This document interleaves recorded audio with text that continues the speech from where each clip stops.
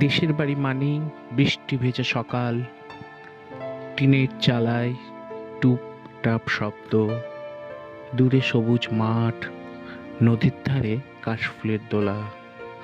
দেশের বাড়ি মানেই উন্মুক্ত নীল আকাশ আর আম জাম কাঁঠালের গন্ধে ভরা এক দুরন্ত দুপুর। হঠাৎ কু ঝিকঝিক শব্দে রেলগাড়ি চলে যায়, আর বুকের ভেতর থেকে উড়ে যায় এক টুকরো নস্টালজিয়া।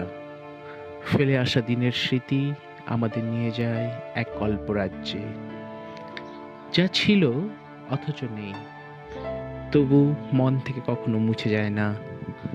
নমস্কার, আজকে যে বইটির কথা বলছি খড়ি প্রকাশনী থেকে প্রকাশিত, সুশীল সাহার সম্পাদনায় দেশের বাড়ি। দেশের বাড়ি বইতে পবিত্র সরকার লিখেছেন, আমার কোনো দেশের বাড়ি নেই, তবে আমার দেশের বাড়ি আছে। আছে মানে ছিল, এখন নেই।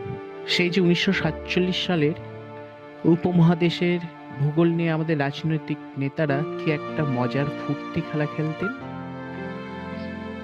তাতেই আমাদের দেশের বাড়ি বুদবুদ হয়ে কোথায় উঠে গেল। বইটির মূল্য 400 টাকা।